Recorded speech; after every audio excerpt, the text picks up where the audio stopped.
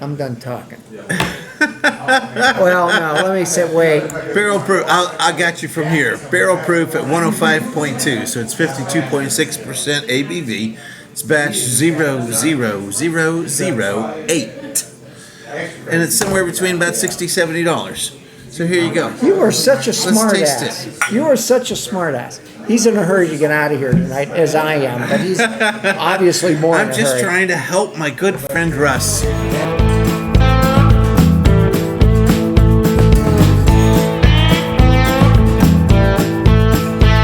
Coming to you more alive than dead on the Beer to Whiskey Studios, on the floor of Greenville Beer Exchange Tap Room in glorious downtown Greenville, South Carolina. I'm Russ Heaps, and welcome to this episode of It's Just Bourbon. And this is where we get a bottle of bourbon that sometimes one of us have had before, sometimes not. We sip it, we sniff it, we kibitz about it. We talk a little bit about the history of it and a little bit about the story of it, because there's always a story with bourbon, one way or the other. There's always a story about bourbon. And I'm here with my good buddy, Big John Richards, who is actually the beer whisperer at Beer to Whiskey, but got a great palate. We love drinking together, and so here we are. So we do? We do. So today, in this episode, exciting as it is, we're having James E. Pepper Barrel Proof Kentucky Straight Bourbon in the decanter. And this is a form of James E. Pepper that was, the decanter thing was re-released in 2023, and it's from the bottle that was originally done in 1945. It's, the juice in it is Kentucky oak barrel seasoned for 18 to 24 months. It's a blend of barrel-proof bourbons. There are several barrel-proof bourbons in here, but the average age is 5.5 years. Original distillery was founded in 1780, and see, there is so much history with this bourbon. And we talk about it a lot, but we don't have to cover it today because we've actually got a history segment on James E. Pepper on the website. Just look at bourbons, and there they'll be. But it's made with the whole 1776 thing is because James E. Pepper rediscovered or reconstituted the distillery that his grandfather had started back in the Revolutionary War, and using his recipes, etc., etc., etc. Anyway, this is the barrel proof version of James E. Pepper.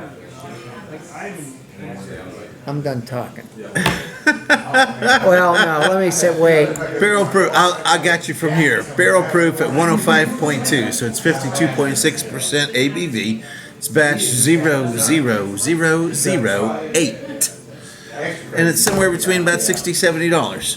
So here you go. You are such a smart taste ass. it. You are such a smart ass. He's in a hurry to get out of here tonight, as I am, but he's obviously more in a I'm just hurry. trying to help my good friend Russ, Texas, and you guys, Texas, and me, because I didn't have any booze. Texas Miss Lily. Yes, exactly. Oh wait, no, got into that too fast. Got into that way too fast. All right, hold on. Slow it down, John. That was overwhelming. That was like way too big to go at it the way I just went at it. It smells like a flower shop. This is very floral to me. It does have a wonderful nose. It does. There's a little bit of toffee, like pecan sandies, kind of a butterscotchy, nutty flavor. And it's even better when you sip it. It's all I those can't wait things. to do that. It is all those things when you sip it. Because I already sipped it. I cheated.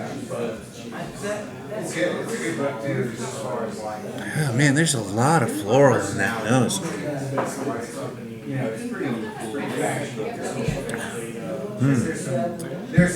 Oh yeah, that's just big caramel butterscotch. It's a consummate bourbon. Yeah, lots of caramel butterscotch, vanilla around the edges, a little bready, and it's again. I said this earlier, and this stuff. I never thought about it so much till I started doing these today. But it's like the way champagne tastes like brioche bread. Both of these bourbons we had today are very brioche-y.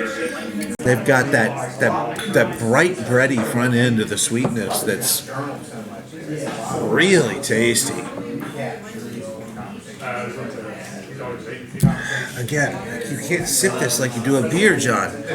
You just can't throw your nose in there and go for it. You have to be gentle with a whiskey, or it'll burn your brains out.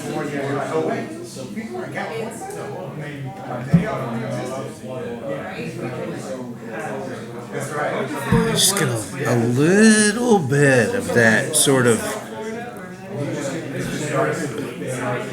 like petroly acetone side, just a little bit of that. But there's so much floral, flower shop front end on the nose of that.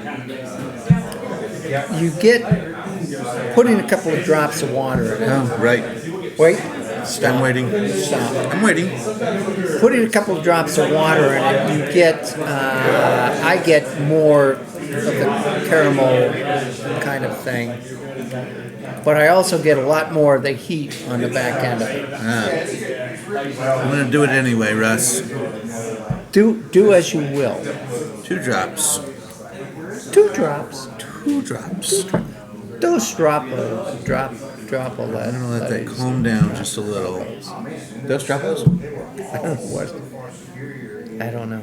Oh yeah, I do smell more of the caramelly side, more of the bread crust side too. Yep. And again, part of that's just agitating the liquid, but the water changes the way the bourbon presents so much.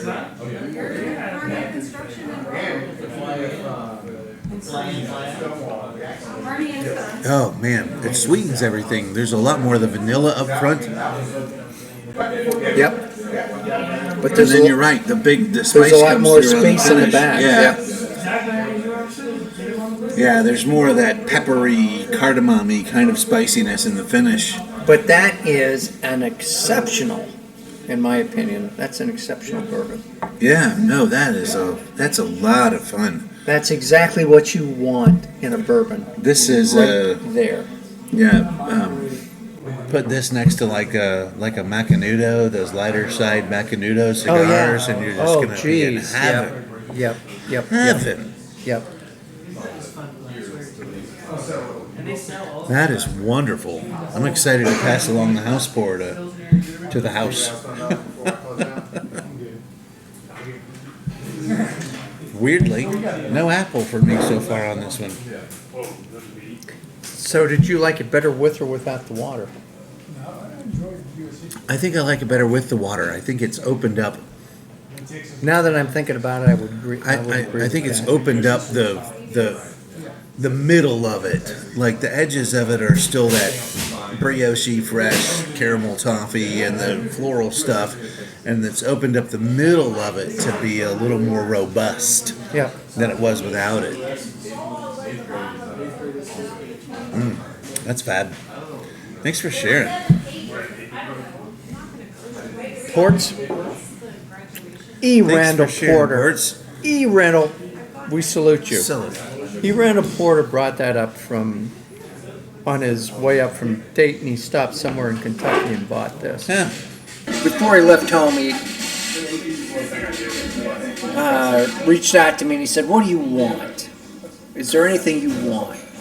And I said, "Well, 1776 makes a 15-year-old version. I would love that. If you find that, I would love that."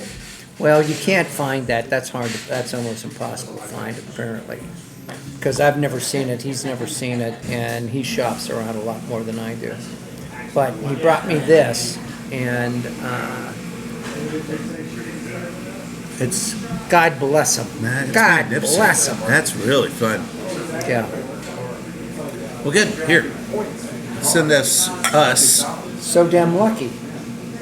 Come on. See you next time.